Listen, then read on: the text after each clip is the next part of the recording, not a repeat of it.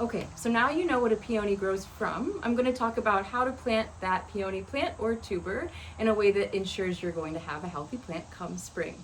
Now, probably you're wondering, can you plant a peony in the spring? Absolutely. It's just that peonies can be in the ground anytime between, put into the ground anytime between now late August and before the ground is frozen. So here in Virginia, sometimes we can get away with planting peonies all the way up until December. If you're in a colder zone, you obviously want to make sure you do that a little sooner, but they just have a better chance of really getting their roots settled and to give you the healthiest plant that first year if you plant them in the fall. It's just like a little bit of a boost. But please know, if you miss that window, it's okay to plant them in the spring too and follow this guide in the same way you would in the fall, except for the foliage part, which I'll go over in just a second.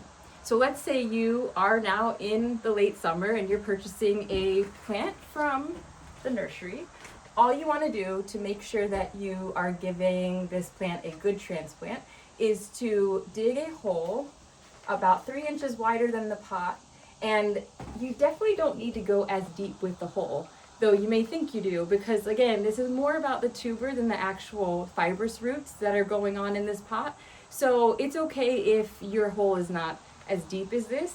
Now, if you were to transplant this into a pot, it is important to have something this deep because you're really trying to recreate the land outside, right? So you want to be able to give the plant a chance for the roots to keep spreading in a pot. But if you were to put this outside, their roots tend to go a little sideways, so you're okay with going a little bit shallower because again, what you're really trying to get into the ground in the most proper way is the tuber. So what I'm going to really focus on in this video is how to plant a tuber.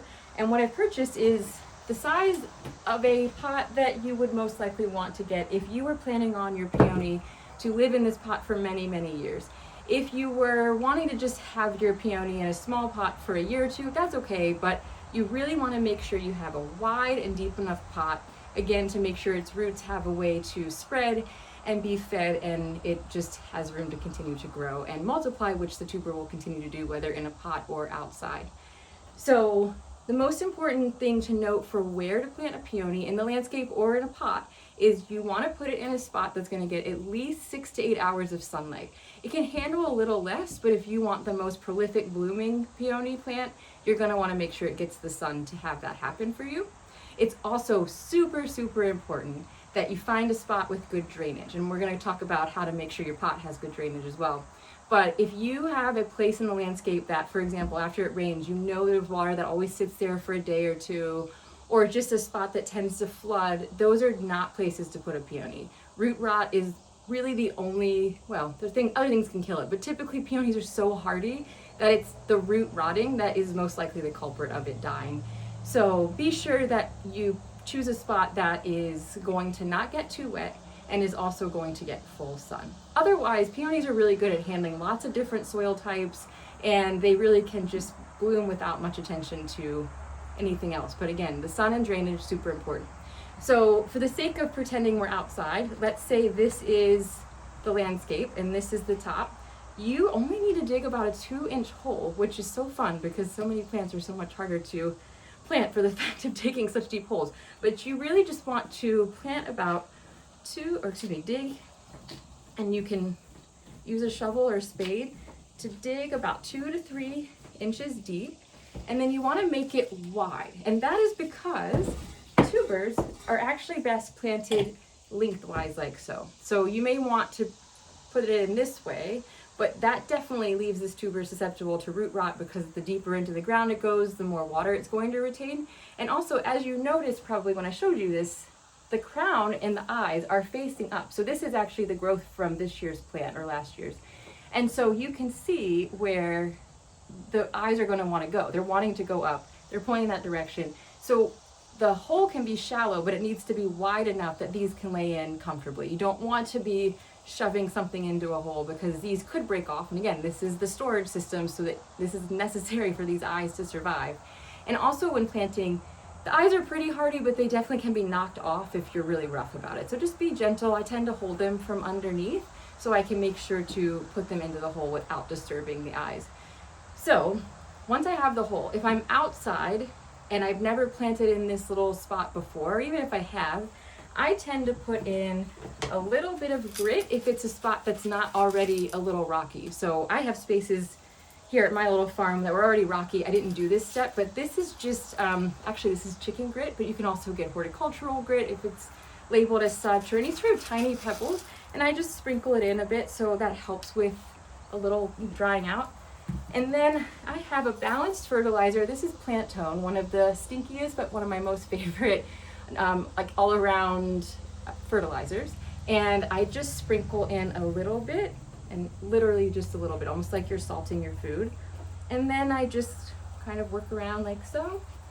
Unlike perennials with lots of roots and other types of plants where you water the hole first before you put the plant in to make sure it's really soaking up the water, you do not want to do that with tubers. You really don't even need to water them in the fall too much, because the mornings are starting to become dewy enough, and hopefully you're getting rain here and there. So if you're just planting a bare root tuber, or even if you're planting a plant, because again, it's not about the foliage, this is going to be dying back in the next 4 weeks anyway. It's the end of August now, so by September these are going to be brown no matter what I do. So you don't really need to water, and in fact, again, don't water too much.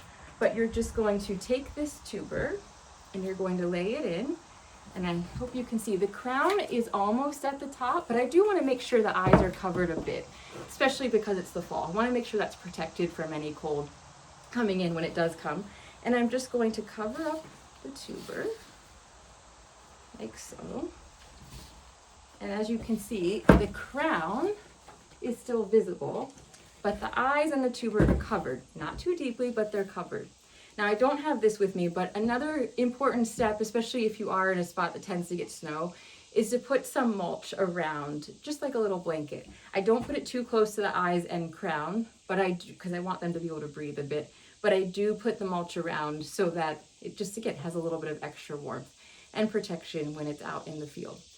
Now, if I were to use this pot, I would honestly do the same steps you just saw, except you're probably wondering what sort of medium I have here.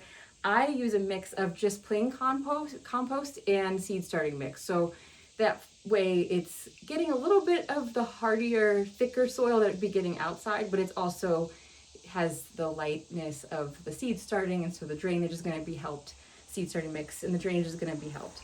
And the best way to make sure your peony does well in a pot is to just put it in, if you have the ability. If you have the ability to put it somewhere where it would just get the natural rain or snow throughout the season, that's great.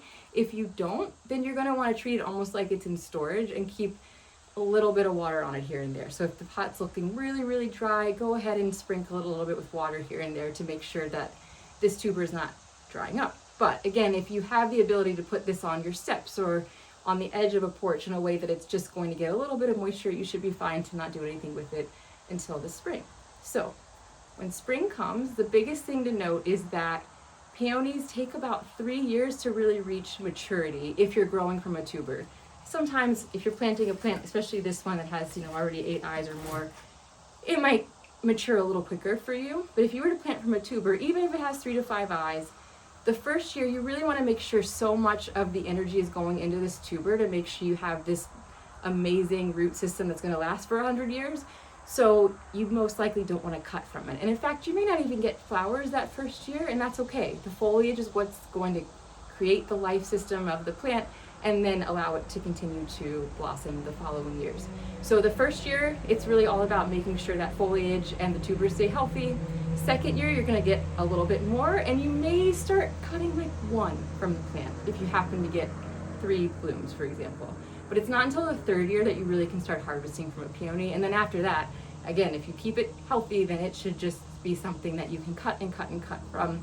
And I'm going to go over more of how you actually can harvest from a peony and what to do with those blooms in the spring.